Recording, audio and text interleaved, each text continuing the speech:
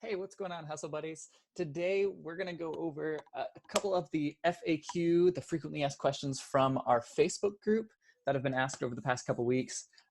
We love all the questions. We want to just kind of compile the answers to a lot of the really, really common ones that we see a lot all into one place for you guys right here, so it's easy to find, all right? If you haven't yet, if you're just checking us out over on YouTube, make sure you do check out our Facebook group. It's facebook.com/groups/hustlebuddies. And if you are watching this, don't forget to like and subscribe to the video. All right, so the first big thing that we see probably at least 30 times per day, and we tend to reject the posts over in the group just because it comes up so much, is I can't find profitable products. How do you guys make money doing this? Different things like that. So this is a common issue, obviously, since we get asked it like 30 times a day. And I'm going to say it's profitable because it's hard. If this was easy, then everyone would be doing it and it would no longer be profitable. So don't think of these challenges and these roadblocks as like Amazon is bad. Think of it as obviously this is good because it's hard. It's very difficult to get into. And because of that, there's not actually a ton of competition, all right? So when you say you can't find product, you just have to keep scanning. Just keep looking for stuff. Maybe try some different stores. Maybe, let's say you've been going to like Walmart a lot and you're just completely striking out. Well, maybe try a different kind of store. Maybe go to Hobby Lobby or go to a local grocery store. Like down here, we go to Publix a lot. I mean, try different stores. If where you're going isn't working, then maybe try something else or go to Kohl's, something like that. Look for clothes. There's lots of different ways to find product and to find profit. And it's sort of up to you to figure out all of that. So the profit is there. If it wasn't, then we wouldn't have a Facebook group of 10,000 people.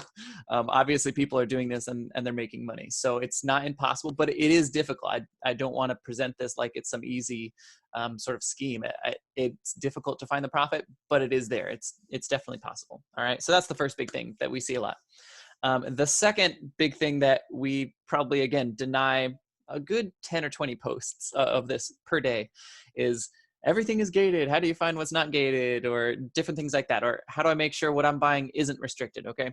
A few things with this one. All right. So when you are a new seller on Amazon, there's going to be a lot of restrictions as far as what you can sell and what you cannot sell. It's going to be different for everyone. So someone tried to post the other day a list of every brand that's restricted. Well, that's irrelevant and it's not possible, and it's sort of just clickbait because every single person has different restrictions. You can't compile a list of here's every brand that we know of that's restricted. That's useless information. What you do is you scan it for yourself and it will say in bright red letters right in the middle of your screen, this product requires approval, or you are not approved to sell this product. You'll know, I mean, immediately when you scan the item, if you're allowed to sell it, okay? It's not really worth your time to try to figure out ahead of time and like memorize brands like, oh, okay, I can't sell Apple, I can't sell Samsung. Yeah, once you start scanning, you just sort of get that, but you don't really have to like prep ahead of time to like memorize names of brands you've never heard of, all right? So that's a big thing. There are a lot of restrictions. There's some entire categories that are restricted. Like when you're first starting, toys is going to be restricted. Topical, like anything that you put on your skin is going to be restricted. And it applies to everyone, the whole category thing. Now brands is going to be slightly different for everyone, but there's whole categories that most people are blocked in when they first start. Now, how do you get unrestricted in things? There's two ways. Either you form an official business, you get like all your incorporation documents, you get your sales tax certificate, you find a legitimate wholesaler, and you get an official business invoice that's completely different from a receipt. You can either go that way, or you can sell on Amazon for roughly 6 months and do roughly $10,000 per month. And then things will start automatically becoming unrestricted. All right.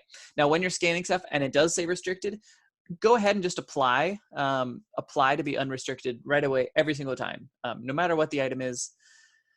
Just click apply. If it asks you for an invoice, then just exit out of the screen and know that you'll have to wait. If it doesn't, you'll see a screen that says, congratulations, based on your selling performance, you've been ungated. We did a video of me scanning in Walmart about 2 or 3 months ago. So if you look at videos of me scanning in Walmart, I did a video and you can see exactly what that process looks like. I filmed that. I filmed what it looks like when you get automatically approved for something. All right. So everything is not gated. You just have to keep hunting and learn as you go. If you see that Samsung is gated, okay, well now don't scan Samsung anymore, and so on and so on. All right. The next big thing is I've seen a lot of posts recently about how to label items, or do I have to label items, or how does labeling work? Okay. So there's 3 different methods for labeling your items. You can label it yourself. So I grabbed this example. Okay. So this is some lotion. You can label it yourself. This is my Amazon label. I printed this from a thermal printer at my house, and I covered the original barcode, and I did that myself. Okay. So that's option number 1.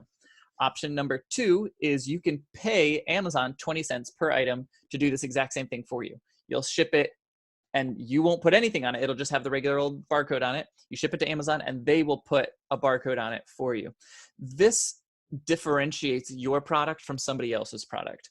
This makes it so it's sort of like put on your own little shelf instead of in a big pile with all the others of these. All right.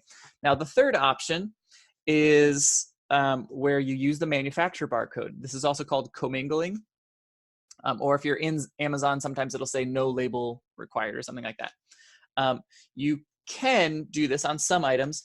You can send them in with no label at all, and then this would be thrown into a big bin with all of the other identical items, all right? And they would all be put together in one big pile. That's called commingling, and that is an option. I usually don't recommend it a lot, but if you're just starting out, it's not a big deal, all right?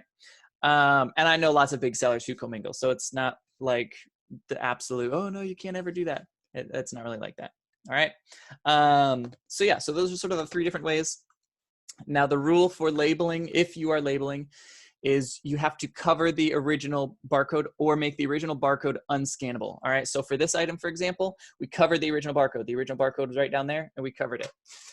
For this bra, okay, this bra has a barcode on the outside, but it's not on the original label. What we did with this is the original label is actually tucked in between here. So we took the original label, we put it between the cups, folded the cups together, and put a label on the outside, all right? So as long as the original one is completely unscannable and the new barcode is scannable, then you're good to go, all right? So that's labeling.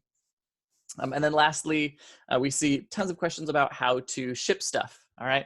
So just really, really briefly, when you list everything, you're gonna list everything on Amazon, list it all as FBA if that's what you're doing, and then click through every single item. Like go to manage inventory on Amazon, go to your manage inventory page, click on every single item.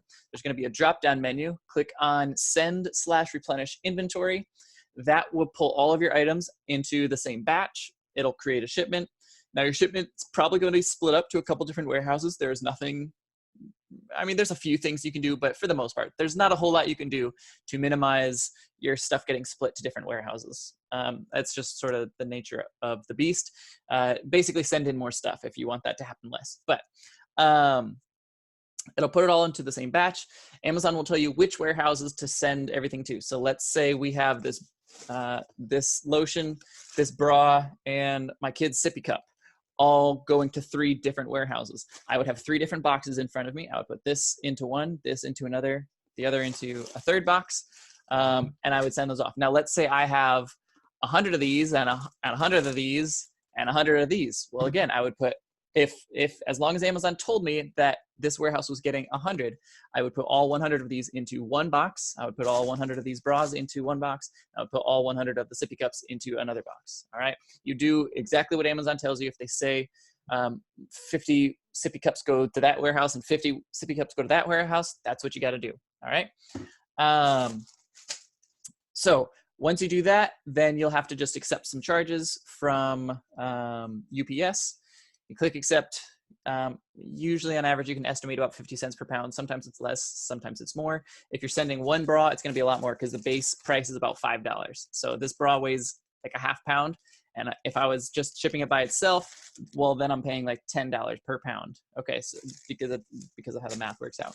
Now, if I send 100 of these, I would probably put those all in one giant box, and I might pay $8 for that entire box, in which case I'm paying like 10 cents a pound. All right. So it varies a lot, but I tell people just estimate about 50 cents and it'll sort of average out that way.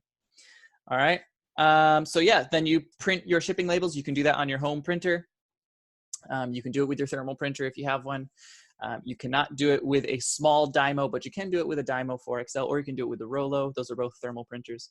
And again, your home printer works just fine. You can actually even get free like sticky paper from UPS if you go to the UPS store, UPS, I think just ups.com or upsstore.com. You can go to order supplies, and they have like sticky shipping labels, which are completely free. You can order those and put them in your home printer, or you can order their free thermal rolls and put those into your thermal printer. All right. Okay, I hope that sort of answered a lot of people's questions for this week. I'll probably start approving a lot more of those posts, and I will just reference this video and send them a link to this. So yeah, if you guys have more questions that I can do another video on, let me know in the comment section below, and I will add it to my list, my ever-growing list of videos that I want to do. But yeah, we appreciate you guys. Again, if you are not part of our large Facebook group, check that out. It's facebook.com/groups/hustlebuddies. Yeah, and we'll see you there. Hustle on.